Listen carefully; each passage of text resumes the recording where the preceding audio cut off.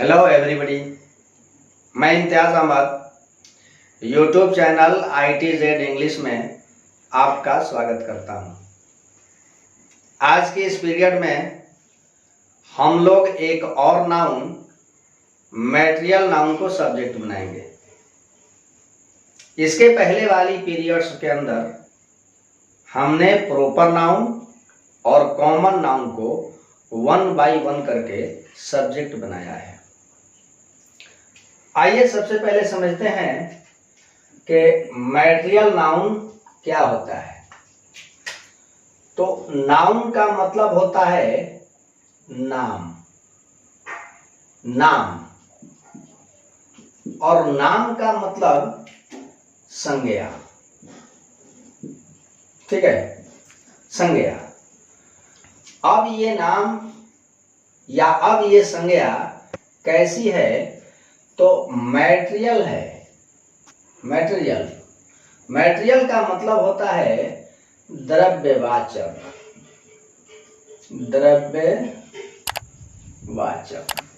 अब आपको समझना होगा कि द्रव्य किसको कहते हो आप, है ना? द्रव्य का मतलब मैटेरियल। अब द्रव्य का मतलब एक ऐसा नाउन जो हमारी प्रकृति के अंदर, हमारे परिवेश के अंदर पहले से ही प्रकृति की तरफ से बना दिया गया हो। एक ऐसा नाउन जिसको हमने नहीं बनाया, आपने नहीं बनाया, बल्कि प्रकृति ने अपनी तरफ से ऑलरेडी बना करके रख दिया है। यानी कि कहना है कि एक ऐसा नाम जो द्रव्य हो, मैटेरियल हो, यानी कि a noun that is measured. एक ऐसा नाम जिसको मापा जाता हो, है ना? A material noun denotes some substance. Material noun वह नाउन होता है जो किसी सब्सटेंस को डिनोट करता हो, जो किसी पदार्थ को दर्शाता हो, है कि नहीं?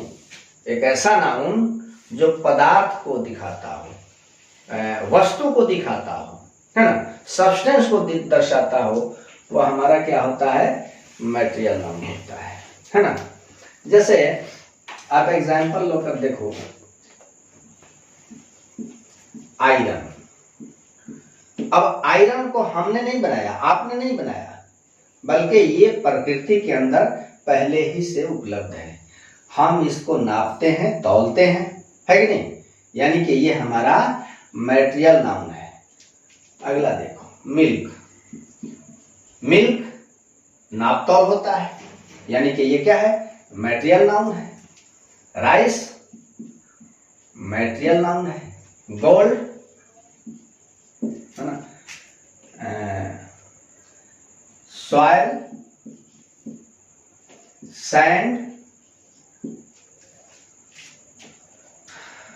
वुड, वाटर, ये सभी के सभी क्या है? मैटेरियल नाउन है। इन सारे नाउन्स को या तो हम तौलते हैं या फिर मापते हैं, यानी कि ये सारे नाउन क्या हैं? तो मैटेरियल नाउन है।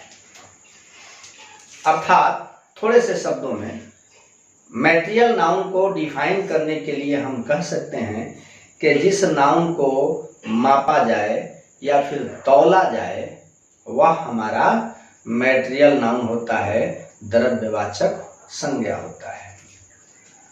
अब मैटेरियल नाउन जो है ये हमेशा सिंगुलर फॉर्म में होता है। सिंगुलर फॉर्म में एक वचन होता है। इसका कभी भी प्लूरल फॉर्म नहीं होता है। ठीक है। अब एक चीज और आप देखो कि जैसा कैरेक्टर कॉमन नाउन का होता है, ठीक वैसा ही कैरेक्टर, वैसा ही बिहेव हमारा मैटेरियल नाउन करता है। एग्जाम्पल देखिए, मैं कॉमन नाउन को एग्जाम्पल मैं पहले रखता हूँ, इसके बाद हम लोग मैटेरियल नाउन को एग्जाम्पल में रखेंगे और दोनों की कंपैरिजन करेंगे। पहला एग्जाम्पल कॉमन नाउन का देखो, घोड़ा मजबूत होता है। होता है क्रिया जो है ये सिंगुलर फॉर्म की है, घोड़ा भी सिंगुलर है। अब आप देखो घोड़ा जो है ये कॉमन नाउन है। कॉमन नाउन इसलिए है कि एक घोड़ा से हर घोड़ा का पता चल रहा है। घोड़ा मजबूत होता है, इसका मतलब कि एक घोड़ा अगर मजबूत होता है तो बाकी कैसे होते हैं, तो बाकी भी घोड़े मजबूत होते हैं। तो ऐसा तो कैरेक्टर होता है कॉमन नाउन का, इसलिए कि कॉमन नाउन चाहे सिंगुलर हो चाहे प्लूरल हो, है ना, वह अपनी पूरी जाति को लीड करता है। घोड़ा मजबूत होता है, इसका मतलब कि हर घोड़ा मजबूत होता है। अब आप मैटेरियल नाउन को सामने रखो। मैं कह देता हूं कि लोहा मजबूत होता है।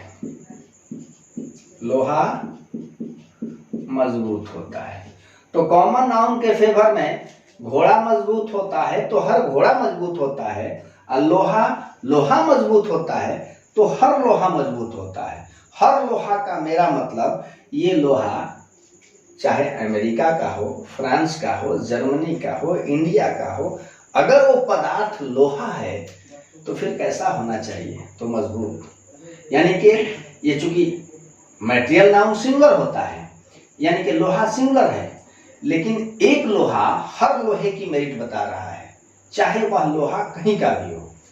इसका मतलब कि इसका कैरेक्टर जो है बिल्कुल कॉमन नाउन की तरह है ना। जैसे कॉमन नाउन एक हो अनेक हो पूरी जाति को लीड करता है, हालांकि लोहा जो है जाति का लीड नहीं कर रहा है, लेकिन लोहे से हर लोहे का पता चल रहा है, यानी कि इसका बिहेव जो है बिल्कुल कॉमन नाउन की तरह है। अब रही बात कि जब हम इसको ट्रांसलेट करते हैं तो आपको मैंने बताया है कि सिंगुलर कॉमन नाउन के साथ दी का प्रयोग अवश्य होता है। तो यहां बनेगा द हॉर्स इज स्ट्रॉन्ग, घोड़ा मजबूत होता है। तो घोड़ा सिंगुलर है तो सिंगुलर के साथ में दी लिया गया, तो क्या दी यहां भी लेंगे? आप देखो लोहा जो शब्द है इसको पार्टिकुलर नहीं किया गया है, लेकिन घोड़ा कॉमन नाउन की हैसियत से चूंकि सिंगुलर फॉर्म में है और सिंगुलर कोई भी हो वह डिफिनिट होता है, इसलिए हम इसके साथ दी लेते हैं। लेकिन यहाँ लोहा से हर लोहे का बोध कराना है, इसका मतलब कि लोहा को हमें पार्टिकुलर नहीं करना है, अर्थात इसके साथ हम डी का प्रयोग नहीं करेंगे। बनाएंगे कि आयरन इज स्ट्रॉन्ग। लेकिन यही मटेरियल नाउन अगर इसका प्रयोग हम डिफिनिट अर्थ में कर दें, निश्चित सेंस में कर दें, तो उसके साथ डी का प्रयोग करना होता है। देखो कैसे, लोहा मजबूत है, मजबूत है। अब बताओ कौन सा लोहा मजबूत हुआ?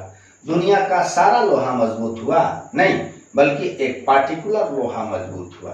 अर्थात लोहा शब्द को यहाँ डिफिनिट सेंस में यूज किया गया है, यानी कि हम इसके साथ डी का प्रयोग करेंगे। The iron is strong. ठीक है। और भी एक बात याद रखिएगा कि मटेरियल नाउन जो होता है वह अनकाउंटेबल होता है ना।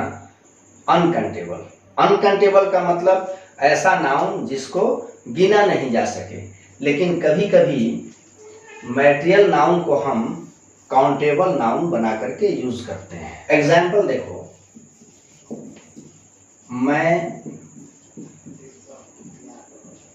प्रतिदिन 2 कप चाय पीता हूं। अब मैं आपका सब्जेक्ट है, पीता हूं वर्ब है, है ना। 2 कप चाय ये ऑब्जेक्ट और प्रतिदिन कॉम्प्लीमेंट है। यहाँ चाय जो है ये मैटेरियल नाउन है और मैटेरियल नाउन अनकाउंटेबल होता है, ऑलवेज सिंगुलर होता है। लेकिन यहाँ कितने चाय की बात हुई तो 2 कप चाय, यानी कि हमने चाय को मापा। कितनी बार मापा? 2 बार मापा।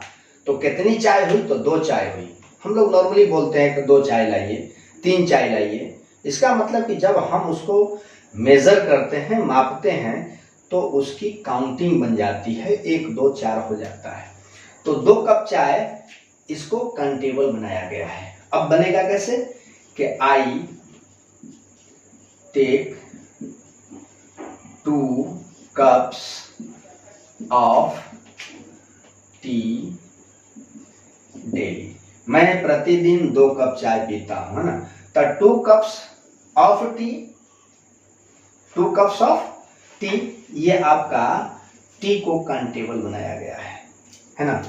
तो ऐसा होता है आपका मैटेरियल नाउन। मैं समझता हूं कि आप लोग मैटेरियल नाउन के बारे में बेसिक ज्ञान आपने ले लिया होगा। ठीक है, अब तक आपने मेरे चैनल को सब्सक्राइब नहीं किया तो आप मेरे चैनल को सब्सक्राइब कीजिए, लाइक शेयर कीजिए, है ना। आपकी लाइक और शेयर हमें बूस्ट करती है, हमें ऊर्जा प्रदान करती है और इस ऊर्जा के सहारे हम आपके लिए आगे कुछ करते रहते हैं। Thank you very much watching for this video. फिर मिलता हूँ अगली पीरियड में एक और नाउन को सब्जेक्ट बनाने के बारे में। तब तक के लिए खुदा हाफिज।